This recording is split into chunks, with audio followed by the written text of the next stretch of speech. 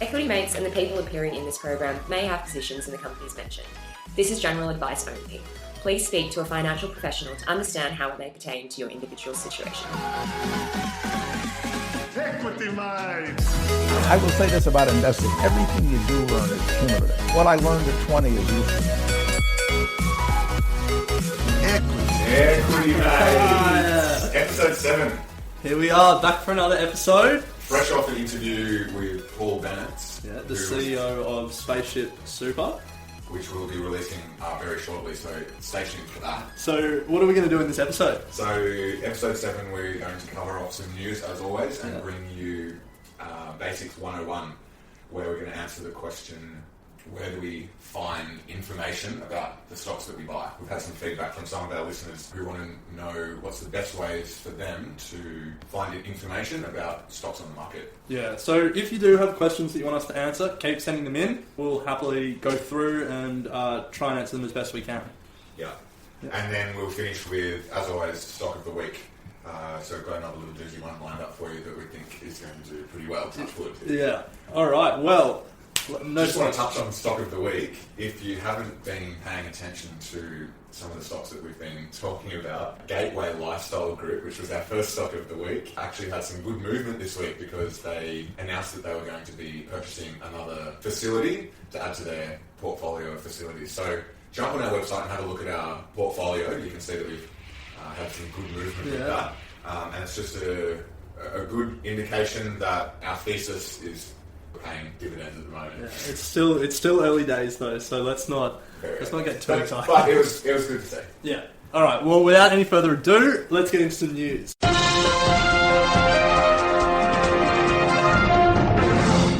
So, first bit of news, we recently saw that Australia is going to cut the company tax rate. And what does that mean? So, the Australian company tax rate at the moment is 30%, and what the government's doing is dropping it to 25% for companies with less than $50 million in revenue.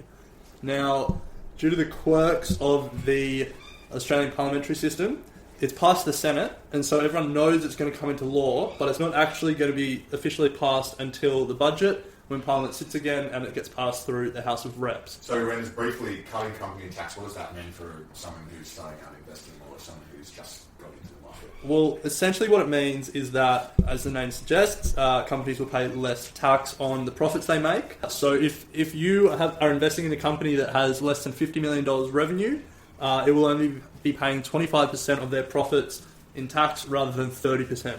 Now, the interesting thing to watch is it's only for companies that have $50 million revenue or less. So what we might see is some accounting tricks, some companies spinning off companies into fully owned subsidiaries and stuff like that to get themselves under the $50 million revenue threshold. Because saving 5% on tax is pretty big, so a lot of companies are going to try and do what they can to get under that $50 million revenue. So something to watch to see how tax avoidance takes advantage of this new tax policy. Second news item of the week that we found pretty interesting, something that I posted on our Facebook page, is that Tesla has now passed forward in terms of market valuation. So why don't we explain what market valuation is? Market valuation is the price of the company's shares times by the number of shares that are on the market, and that gives you a total valuation at market level. Yeah.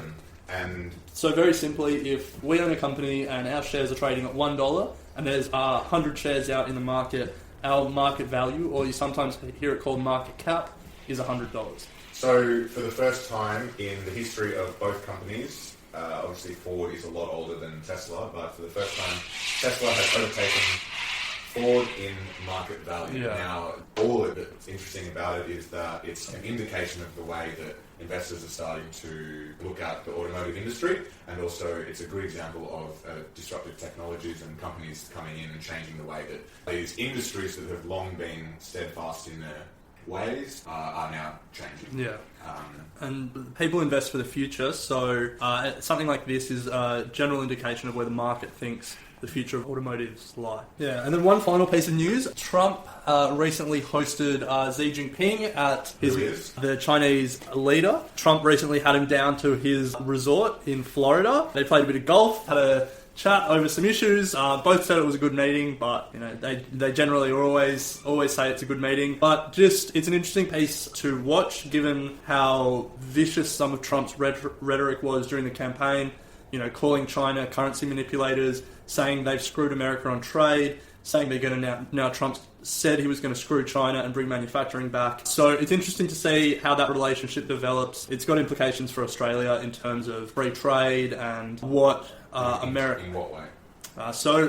Because America and China are the biggest economies in the world, they generally set the rules and set the direction for trade. So if China and America start engaging in a trade war and start putting up tariffs and trade barriers, what you'll probably see is a lot of other countries following suit, because you don't want to get left behind and be the only country open to free trade while every other country is putting up huge protectionist measures. So as Australian investors, we obviously are quite a small market compared to the world. We benefit greatly from free trade, both with America and China. And so fingers crossed this meeting and future meetings they have is good news for free trade, and in that way it's good news for Australia. That wraps up our news for the week. So moving on. This is Basics 101. Each episode we will try and bring you some basic investing techniques. Yep. And as we said at the start of the show, today is where to find information on stocks and companies, and how do we find information on stocks and companies. Yeah. Because it's a valid thing to raise, because there are many ways in which you can find information about stocks. Yeah. There's a lot of opinions out there, and so it's about refining the way that you do it, and more about also being aware of what you're reading, so that you can then start to train yourself to look for opportunities. Yeah, and make sure it's not fake news. And make sure it's not fake news, that's right. So we'll go through a bit of a list. Obviously, first on the list is EquityMates.com. EquityMates, yeah. I mean, if you're only going to get news and get investing advice from one place, there's no better place. No. We're not biased at all. All jokes aside, I think the best place to start thinking about where you to look for information is to think about, firstly, where your interests lie in terms of companies or industries. And this can stem from experience that you've had through working for companies or the industry that you work in, or that your friends or family may work in, and that can start to help you understand an industry a little bit better than if you had no experience with it at all. Yeah, definitely. And it doesn't have to be, you don't have to be working in the head office of a company. If you work in retail or if you work in hospitality, your experiences are like valuable experiences for your investing knowledge. Think about what companies are doing well in your industry, what you've done well in terms of selling things, and then think about like what companies are doing that on a mass scale. So a good example may be that you work for Harvey Norman on after school on a weeknight or during university or whatever, and you may look around Harvey Norman and see that there's a particular brand of vacuum cleaner or TV that are selling really well, and that could be a trigger point for you to then think, okay, well there's obviously something good about these products, let's go and research this company a little bit further, let's see if it's listed as a public company, and then that would then trigger further research. Yeah.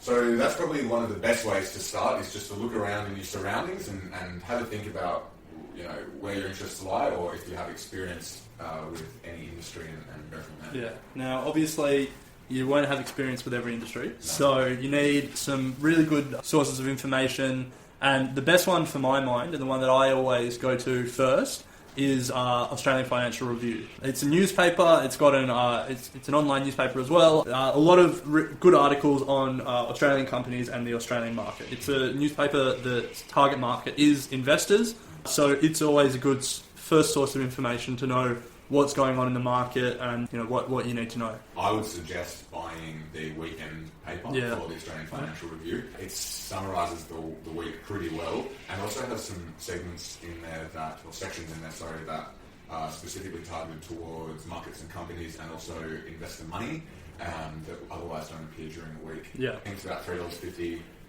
thereabouts on the weekend, as Renna said, it should be your first stop. It's fantastic. Yeah, but not everyone wants to pay for information. No. And in the age of the internet, only suckers pay for information. So I hear. So look, there's a bunch of free resources as well.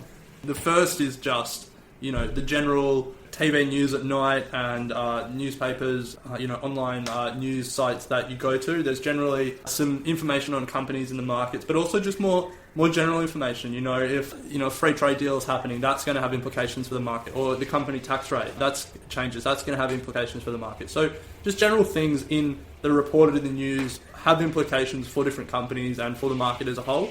And it's important to sort of just keep reading and think about how whatever changes in society and in the economy are going to affect the different companies. Yeah, I think that's a very good point. This is all about, it's fine to have all of these resources available, and it's fine to go on and trot through Australian Financial Review and all that sort of stuff, but if you don't have a conscious effort of looking for things that might be creating opportunity for companies, then you're wasting your time. So while you're doing this, you need to sort of train yourself to look for opportunities that are either macro opportunities, changes in government legislation, and then think about how that may affect companies.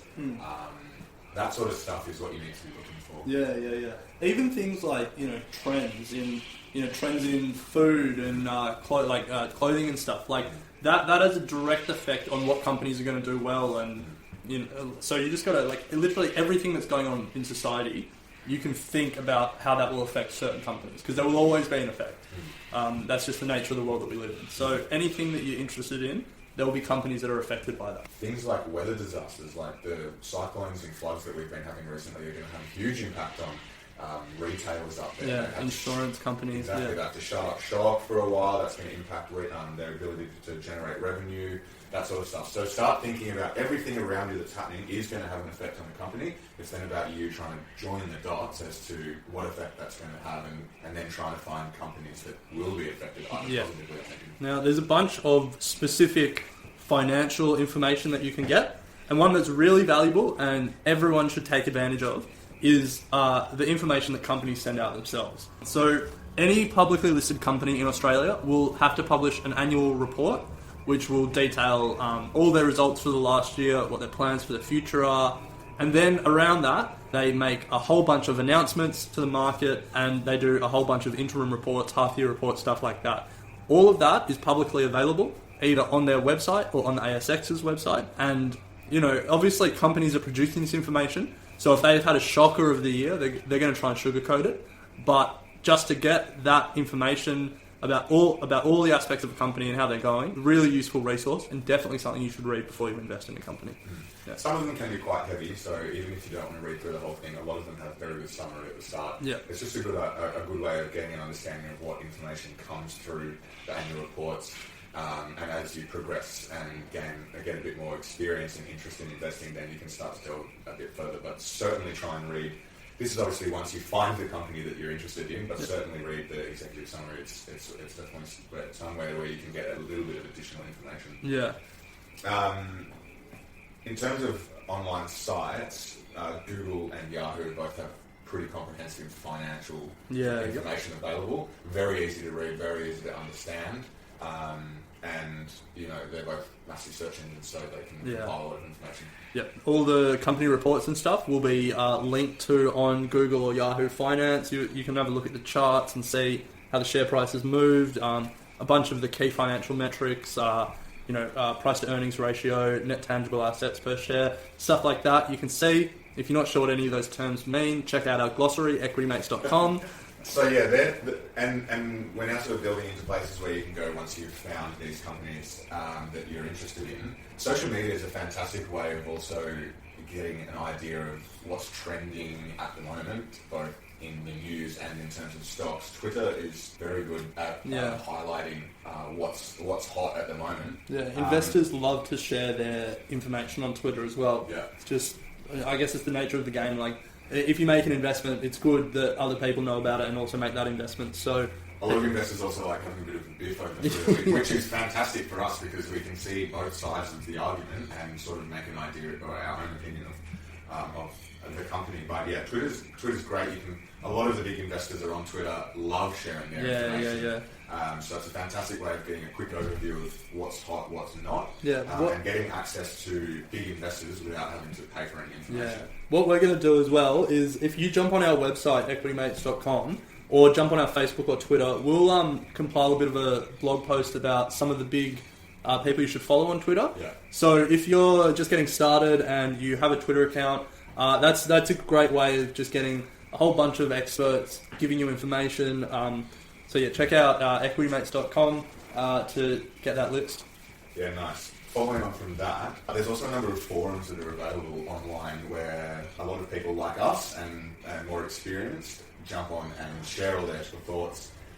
Some of it's, you've got to know what's you got to BS and what's not. You got to take it with a grain of salt. Because there's a lot of people getting on there and talking about a whole heap of crap that otherwise. Yeah, Anonymous forums are a bit dangerous, but I mean it's one of those things. It's a good starting point. If you're going to do your own research afterwards, it's a good place to get some ideas. So some that you might want to check out are Hot Copper, and the Motley Fool. The Motley Fool you have to pay for, but I don't know. It may be worth it. We don't pay for it. No, don't pay it. Full stop. Yeah, they're our competitors. So. One that I certainly like and Brendan's as well is Reddit, a fantastic online community if you don't know about it. Yeah, even if you don't know about Reddit and you don't want to use it for investing, get on Reddit. It's great. It's fantastic. A massive community of everyone online posting about everything. But there's a number of subreddits that you should check out. Specifically Oz Finance and Oz Stocks, both related to Australian investing. There's also ASX, which is related to Australian investing as well. And these are forums where people go on and just chat about anything to do with that topic. So it's a fantastic place. People ask questions, they give advice, they give tips on what stocks they're looking at. There's hypothetical portfolios on there, very similar to ours. People plug podcasts, books, all that sort of stuff. So it's a great way to get a whole bunch of information in one place. Yeah. And then there's also a bunch of subreddits that aren't particularly focused on Australia, but they're more global communities, but great resources. There's r/investing, r/business, r/economy, r/personal finance. They're all really great resources, not just for investing, but just for personal financial decisions and habits more generally. They're great to read. So if you don't know how to use Reddit, just literally go to Google, type in Reddit and then any of those buzzwords that we just mentioned, and it'll probably be one of the first or second links that come up.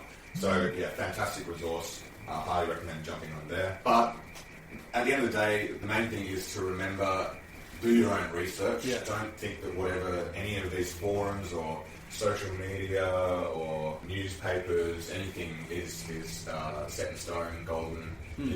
You've still got to come to the conclusion, as we've said every episode, come to your own conclusion, but these are fantastic resources to help that you come to that conclusion. Yeah, definitely. I just want to make one point. A lot of new investors will go to broker recommendations. Yeah. So companies like Morningstar will put out reports to the market. We recommend buying Commonwealth Bank, or we recommend selling, Company X. They're great. And look, these guys are experts, they're professionals who are writing these reports. So they're definitely worth reading and seeing why they're recommending them.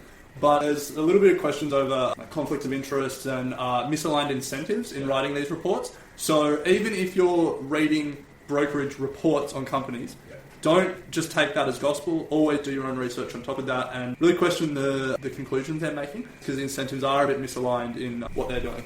We're both going to jump onto AustralianFinancialReview.com right now. Yep. And onto their homepage and see what headlines grab us and see if we can come up with not necessarily a stock, but if we can come up with something that interests us, and then that may lead us to... Try and relate it to companies that might, or industries that might do well because of that news story and might suffer because of that news story. Yeah, pros and cons. All right, take it away, Brendan. All right, so I'll just jump on AFR now. All right, so here we go. All right, what about the US sending Armada to North Korea? Okay, interesting. So this is an article... Donald Trump has said he wants to send an armada of US Navy ships to the Korean Peninsula, given their ongoing tensions with North Korea. Okay. So this has been in the news a bit lately, and obviously it's primarily a foreign policy story. Yeah. But as we were saying before, everything has implications for the market. Literally everything. We'll start with what companies will benefit. So this is obviously more the US. Yeah. But look, there are implications for Australia as well. So the big winners out of any military escalation is US defence contractors. And there are a bunch. Obviously, they're trading in America. The biggest one that most people would have heard of is Lockheed Martin. Yeah. But there are a bunch of others. Just to give you an idea of how lucrative war can be for these defense contractors, Raytheon is a defense contractor that makes Tomahawk missiles, and President Trump recently launched 59 Tomahawk missiles into Syria to blow up this airbase, which I'm sure everyone has heard about. What people probably didn't hear about is that these cruise missiles cost almost $1 million each, and Raytheon now has to produce more for the US military. And when President Trump fired those cruise missiles, Raytheon's share price jumped $4 straight away on the news. It went from about $150 to $154.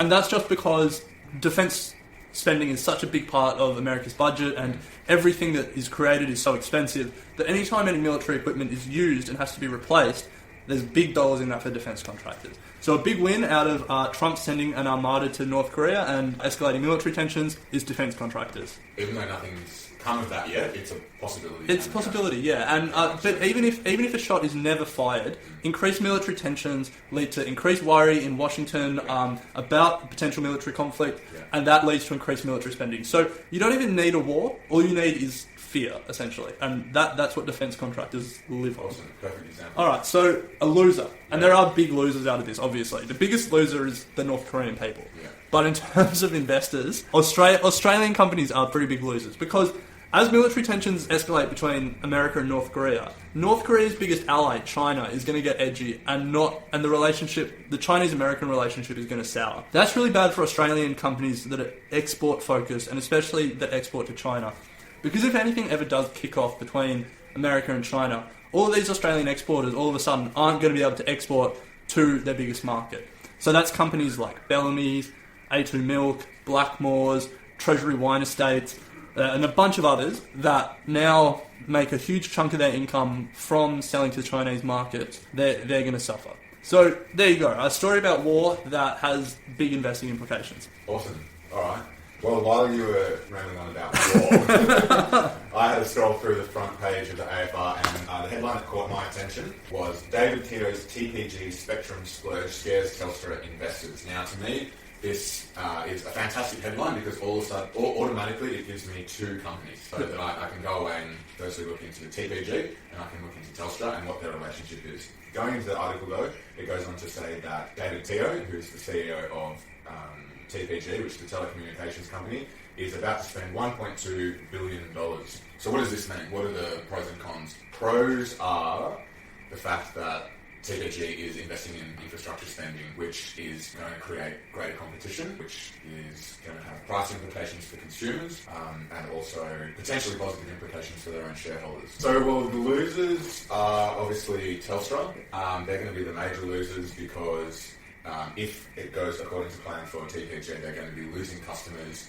It's going to be greater competition for them. They're going to have to come up with ways of either reducing costs, or the other way that they might deal with that is increase their prices, which is going to be another negative for their customers. So the losers would be Telstra. So you would then go away and look at these companies individually and think about what might be the best investment for you. And Telstra's share price did drop on the news of this investment. It did. So, if you don't think, if you reckon that this investment by TPG is going to fail, now may be a good time to buy Telstra. But clearly investors are a bit worried about TPG and what they're going to do for Telstra's mobile customers. Yeah.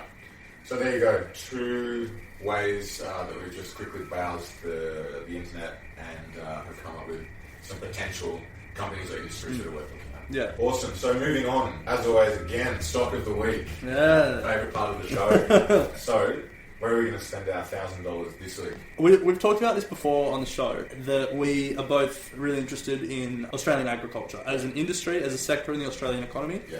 We think it has a lot of potential.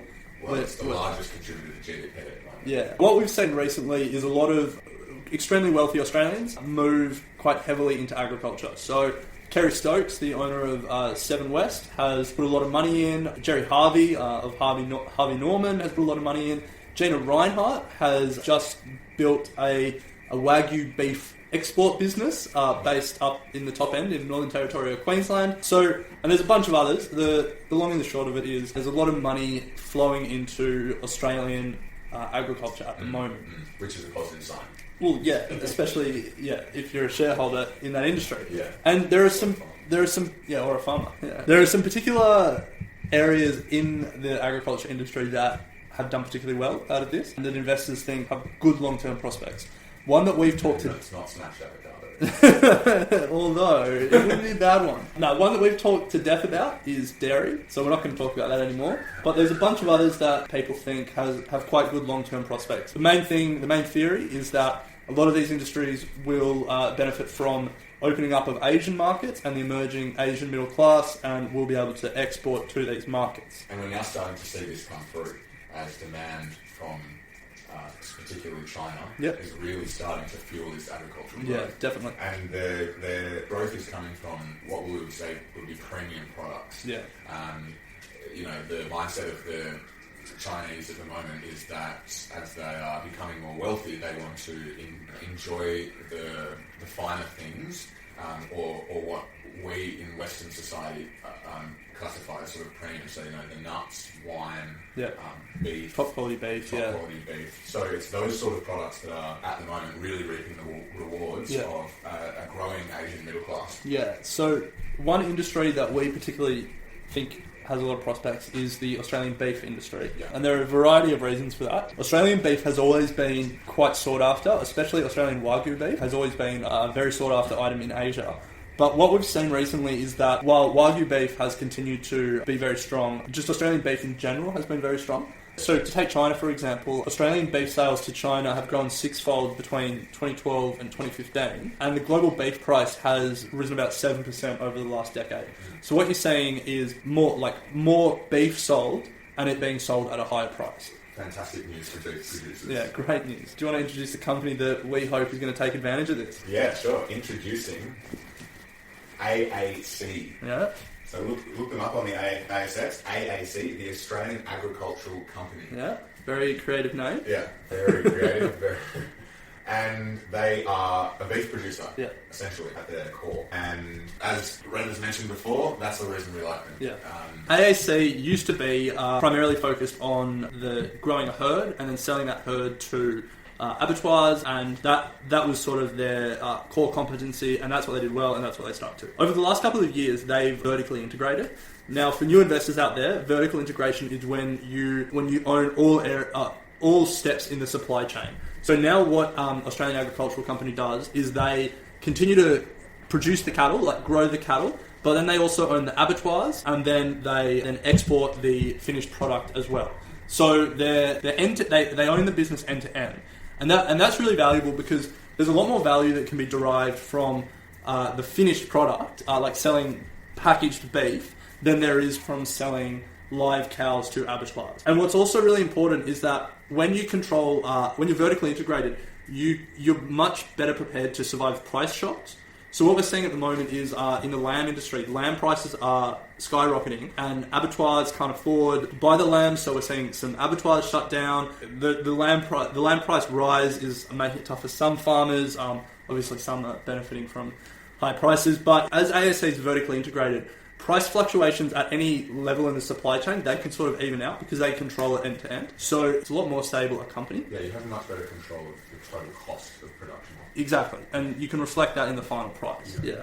What we've seen is that this vertical integration has resulted in a 45% improvement in revenue between the first half of the 2014 financial year and the first half of the 2016 financial year.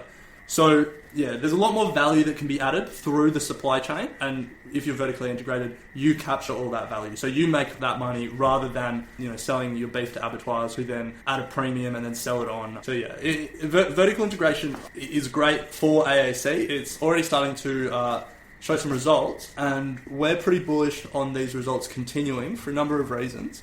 The least of which is that Australia has recently signed free trade agreements with China, Japan and South Korea. So that's all good for beef exporters. We see the growth of the Asian middle class not slowing down, and we think that that's going to keep driving demand for Australian beef. And it's also not just the Chinese that are driving this as well.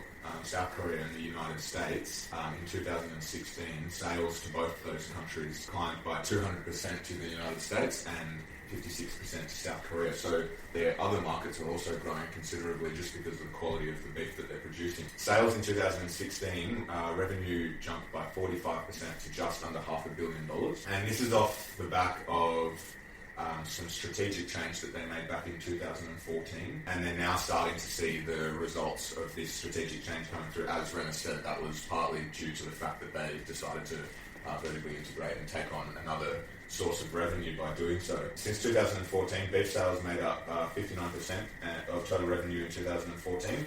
2015 they were 79%, and 2016 88% of their business, and they now have a strong focus on Wagyu beef, because that's really where they can start to generate a lot of revenue. Their ambition is to become a globally recognised premium beef producer, and in fact they have won some numerous awards for their Wagyu, including being named the Grand Champion of the World Wagyu Conference. There you go, that's not bad. Classic.